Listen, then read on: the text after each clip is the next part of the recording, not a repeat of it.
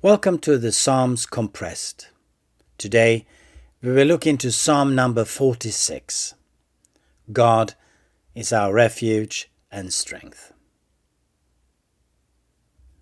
God is our refuge and strength, an ever-present help in trouble. Therefore we will not fear, though the earth gives away and the mountains falls into the heart of the sea. I think there are moments in every life when the world seems to shift under our feet.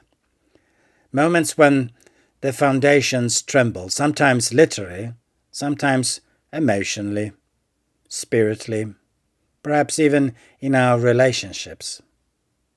And we encounter circumstances that feels like mountains are collapsing or waters are roaring.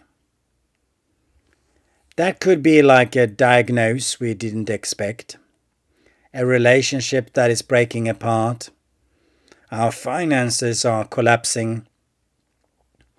Maybe we go through a deep spiritual darkness. Or as we probably have seen, a world filled with violence, uncertainty and of fear.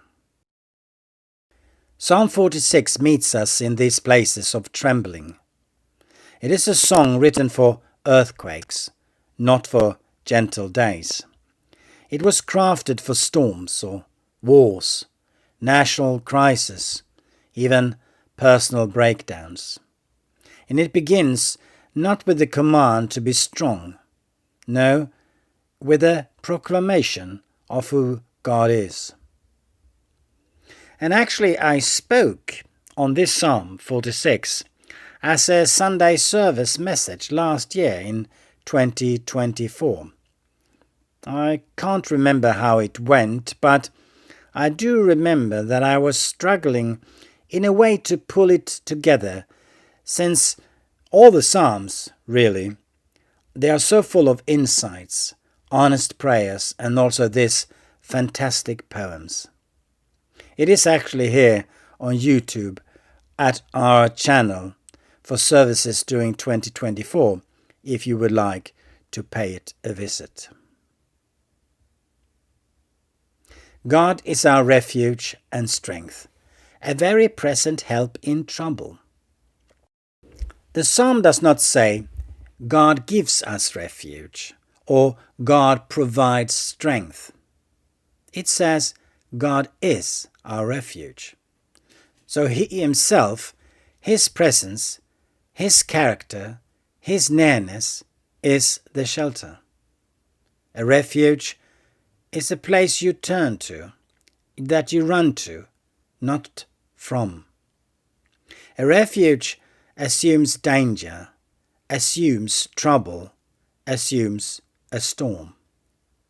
And many believers, they think that if God is truly with them, life shouldn't be this hard. But Psalm 46 teaches actually the opposite. God's presence does not remove trouble, it removes the fear of the trouble. So He is with us in the turmoil, in the shaking, in the uncertainty.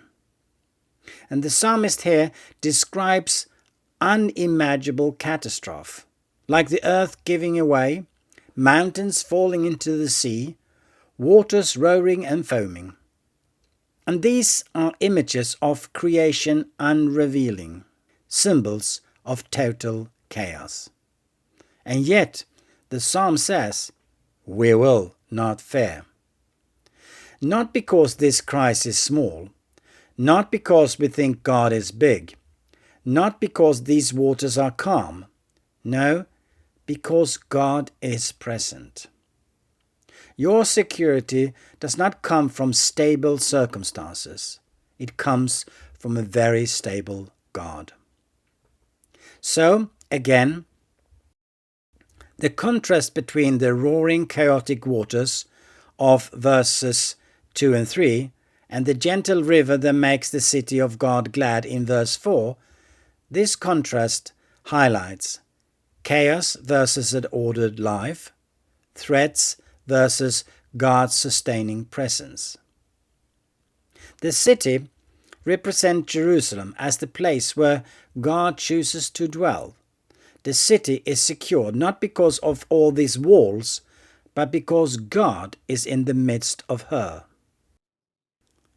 There is a river whose streams make glad the city of God. God is within her, she will not fall. So in this first section, we saw violent waters, chaotic, destructive, frightening. And now we see this river, peaceful, life-giving and gentle. Same element, water, but different impact. Chaos outside, calm inside. Why is that? Well, because the presence of God is in the city. And this passage suggests a profound truth. External chaos does not have to create internal chaos. The world may roar out there, but the soul anchored in God can still be still. Nations rage, kingdoms fall, but God, He remains. God will help her at break of day. So even if the night feels long, when darkness lingers, when you feel surrounded, God's help comes. And it comes right on time, at the break of day. So not too early and absolutely not too late. The Lord Almighty is with us. The God of Jacob is our fortress. This refrain appears twice like a chorus. He is the Lord of hosts, commander of angel armies. And He is the God of Jacob, God of the struggle, the imperfect one, the one who limped. This means He is powerful enough to defend you and compassionate enough to stay with you when you stumble. Come and seek the works of the Lord. He makes war cease to the end of the earth. The psalmist invites us to look at God, to observe His works. Wars ends because God says so. Weapons breaks because God snapped them. The bow, the spear, the chariots, symbols of human strength and conflict, they are destroyed. We live in a world exhausted by conflict. We have wars, political wars, culture wars, family wars, relational wars, internal wars of the heart. And into all these wars, this torn world, God speaks peace. He alone ends battles that have raged too long. Some wars that we have been fighting in our hearts will cease only when God intervenes. Some burdens won't fall until He breaks the weapon, and some anxieties won't stop until He speaks. Be still and know that I am God, in verse 10. I think this is the most quoted part of this psalm, and I would say rightly so. It is often read as a gentle whisper, but in Hebrew it is closer to a command. It is cease striving, stop fighting, let go, drop your arms, relax your grip. We often think our strength holds our life together, but God, He says, no more, let me be God. Be still. That does not mean to do nothing.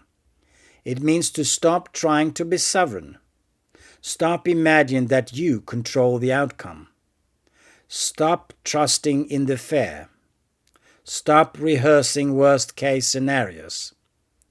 Stop living like the weight of the world sits on your shoulders. Be still, not because the storm is gone, but because God is in the storm. This is, of course, not easy, but we need to strive that way. The psalm ends not with our victory, but with God's glory. I will be exalted among the nations. I will be exalted in the earth. God gets the last word over history, nations, wars, governments, and personal trials. And the psalm ends with the refrain, "The Lord Almighty is with us. The God of Jacob is our fortress." A fortress is not just like a hiding place. It is a position of strength, of safety, and endurance. Psalm 46, it is not a poetic wish, it is spiritual strategy. When life shakes, I would like to say, do these three things. First, run to God, not from God. He is our refuge, not our accuser. Number 2, let His peace flow in our souls, even if chaos rage outside, because there is a river. And number 3, be still. Stop striving. Let God be God. Let God be God. And over your life, your fears, your future, your family, your heartbreak, God says, I am with you. I am your fortress. I will be exalted, and you will not fall. Amen.